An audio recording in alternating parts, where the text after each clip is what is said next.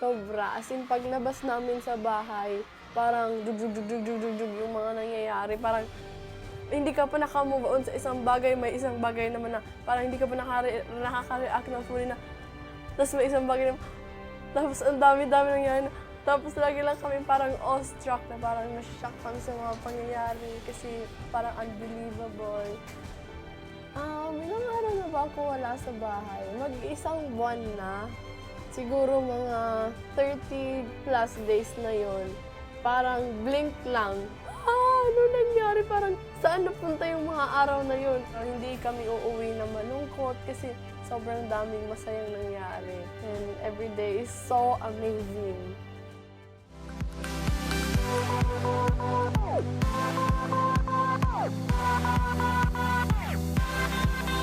But I'll still stay, 'cause you're the only thing I know. So won't you take, oh, won't you take me home, take me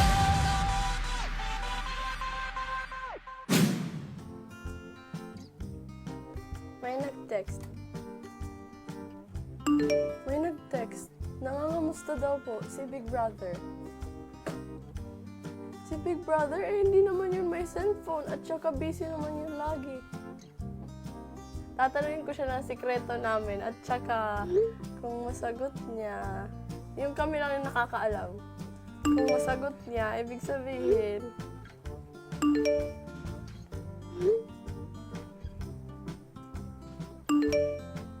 hala! Si Big Brother nga!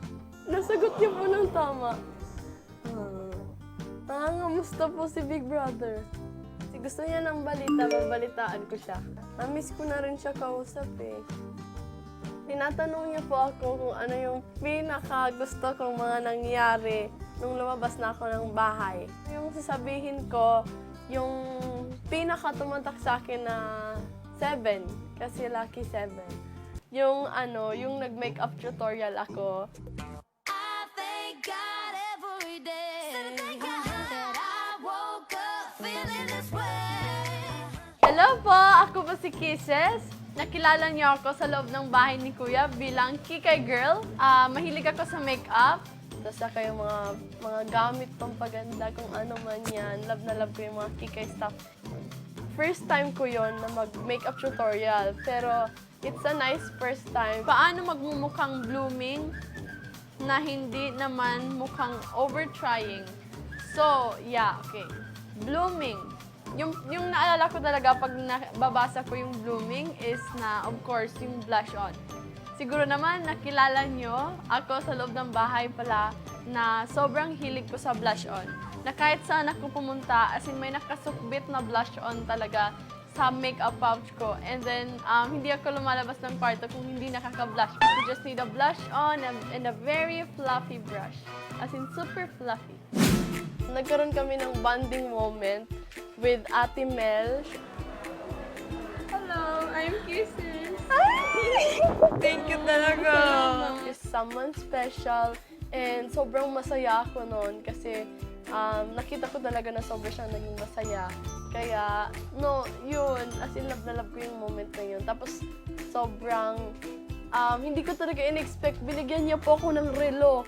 Sa'yo na to. Hala! Hala, Ate Mel! Oh my gosh, okay lang po talaga, Ate Mel! Promise, sa'yo na yan. Oh my gosh, Kaso po, sobrang wala kasi ganda! magawa ka. It's okay, it's okay. Oh my gosh, sure ka po talaga? Promise. As Wala in? sure. Sa'yo. Promise?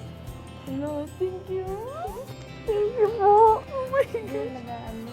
Ate, yung natutunan ko that time talaga is na kung ano yung ang saya kasi kung ano yung mahal kong gawin na ituturo ko sa mga mahal ko. Hindi ko na kailangan na mag-try pa ng iba na hindi ko naman gusto. So kung ano yung gusto ko na i-share ko sa mga taong sumusuporta sa akin. Yung isa sa pinaka-naalala ko ngayon is yung surfing sa La Union. Nung nag-surf kami, kasi yung takot ako sa mga surf-surf, kasi homegirl ako, lagi lang ako nasa bahay. So first, ituturo ko yung basics. Pero nung tinuturuan kami, confident ako kasi magtatayo lang naman sa surfboard. Nasa sand po kami kasi nun eh. Alright, paano nyo malalaman yung position niyo sa board? Kusog kayo sa likod. Tingnan nyo kung matatouch niyo yung tail ng board. Yan, natouch nyo na. Sige, medyo malayo ka ba? Konting-konti pa. Touch mo yung toes mo. Yan, natatouch mo na yung tail. Okay, yan ang position nyo later. Bago kumuha ng alon. Okay?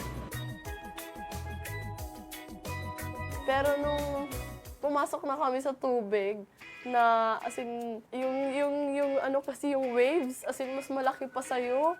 Tapos alam mo yung sasagupain mo yung wave. So, grabe, as in malalaki yung mga mata mo kasi nasa harapan mo yung wave. Tapos kailangan mo sabayan yung daloy ng buhay ng wave.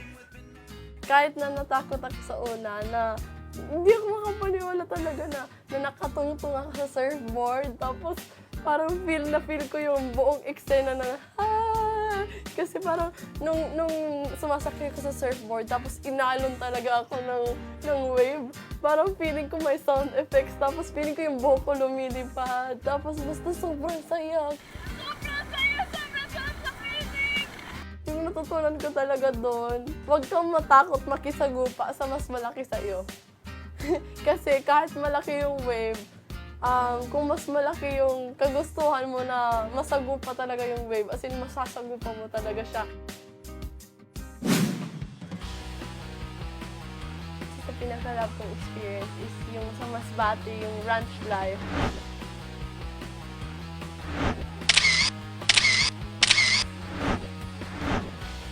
As in, love na love ko yun kasi sumakay kami ng kabayo. Wait lang po, hindi ako mahulog. Hindi. 1, 2, 3. See? Dati akala ko lang na, ay, pag magsasakay ng kabayo, dapat marami akong kasama, dapat may kasama talaga ako. Pero nung time na yun, nung natutunan ko talaga siya, parang kaya ko pala mag-isa, na mag-isa lang ako magkakabayo. Wala po yung hinahawakan, pero tumatakbo po yung kabayo. Tapos nag-lassoing kami. Love na love ko talaga yung experience na yun.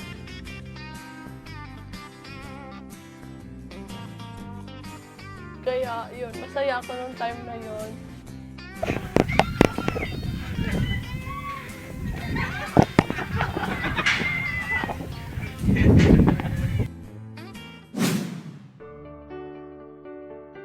Hindi ko talaga makakalimutan yung nag-meet kami ng family ni Ate Maymay. Edward, Sasuke, ay kisses. Gusto ko ipakilala sa inyo ang The Happy Big Family Ever and After. Kasi matagal na talaga gusto ko ma-meet yung family niya kasi ang dami niyang kwento.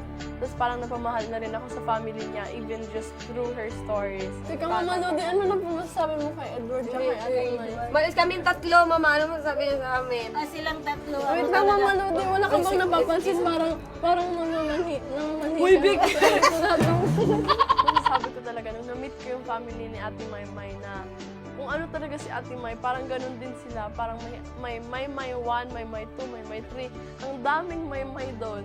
Kaya parang ang warm sa feeling na yung close friend ko, nakilala ko na yung family niya. Siyempre si Edward, ang saya-saya ko din na na-meet ko na yung family niya. Kasi yun, lagi niyang kinukwento si Auntie Millie, tapos yung bahay nila sa La Union. Di ba ako nalito? You know, she will feed you so much.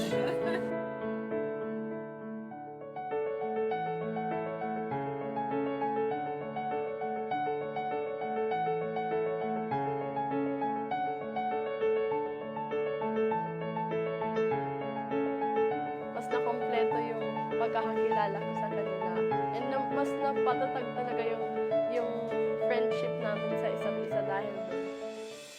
Ito yung super memorable talaga. Kasi love na love ko yung araw na to. Hindi makakompleto yung taon ko kung hindi nangyari to talaga. Kasi ito yung naganap ko na Fans Day sa aming tatlo.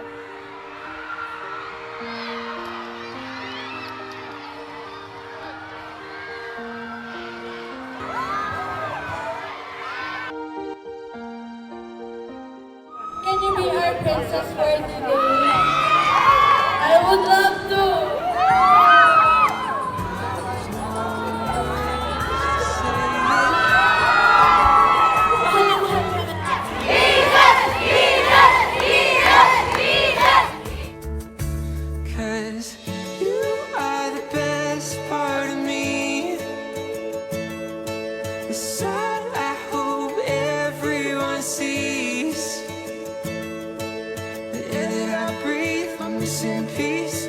wasn't complete before you. 'Cause you are the best. Meron palang mga tao na andyan sa likod ko na ako yung priority, na ako yung pinipili nila.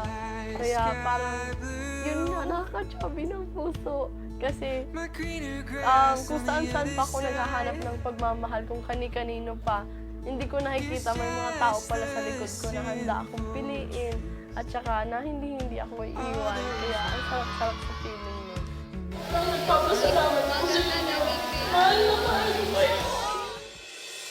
Tapos yung sunod pa is na ito, yung zipline.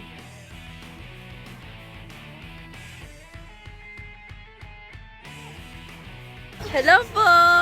Ngayon po, nandito na ako sa South Cotabato, Lake Cebu.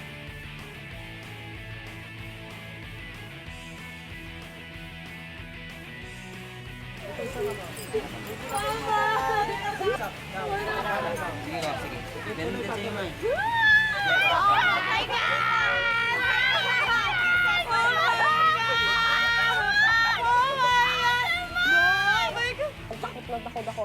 Kasi yung number one fear ko talaga is sa pinakatakutan ko, yung heights. Joke lang yan!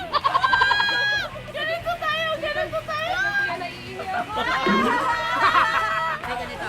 Taas lang yung kamay niyo. Taas nila.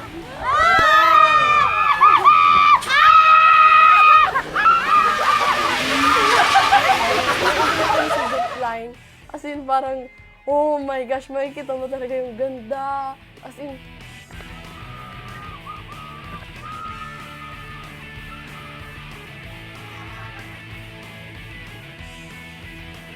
para kang nasa picture frame, na buhay ng picture frame. Mas na-enjoy ko yung view po talaga.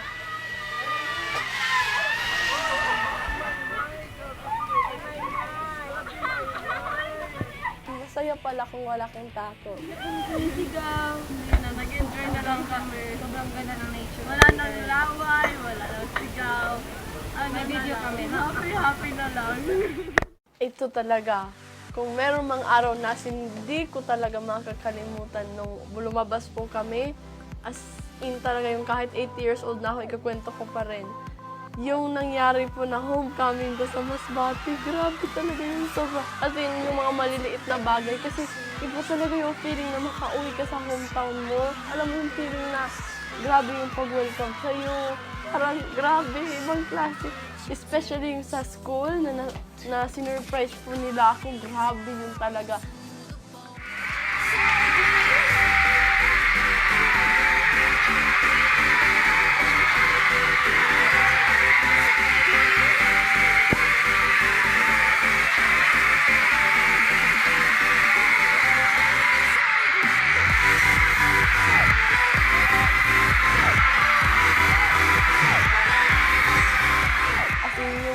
Nag-waterfalls yung luha ko.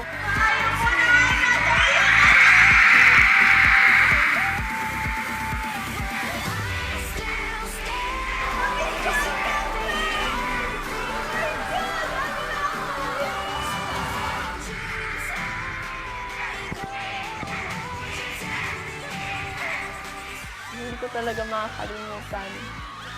Tsaka, yung nabaon ko na lesson is na yung pinaka-importante talaga is na ano man yung mangyari sa buhay mo, lagi mong babalikan kung sino ka dati. Kasi kung sino ka dati, yun ka talaga yun. And dapat hindi mo hayaan na mabago ka nun ng kahit na ano. Hindi ko kakalimutan yung mga tao na tumulong sa akin na ilagay ako kung saan ako ngayon.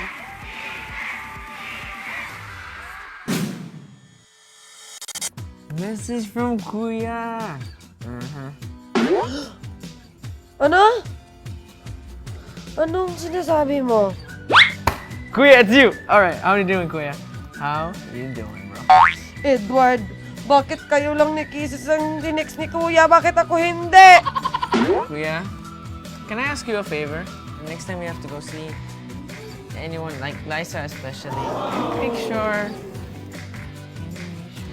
that Mai is either not there or restrained.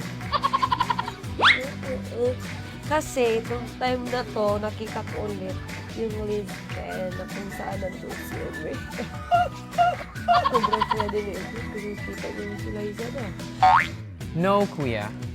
No, I am not a fanboy. Nakakaloka kaya. Ikaw di pinatawag ng Ma'am Charo. Di pinagpawisan yung kilikili ko. Ito pa, hindi pa ako nag-shame. Nakakawis talaga. At saka hindi ako nakapag-roll on, nakapag-jodoran. Tapos po ito pawis pa, my God. Tapos si Ma'am Charo pang harap ko. How are you?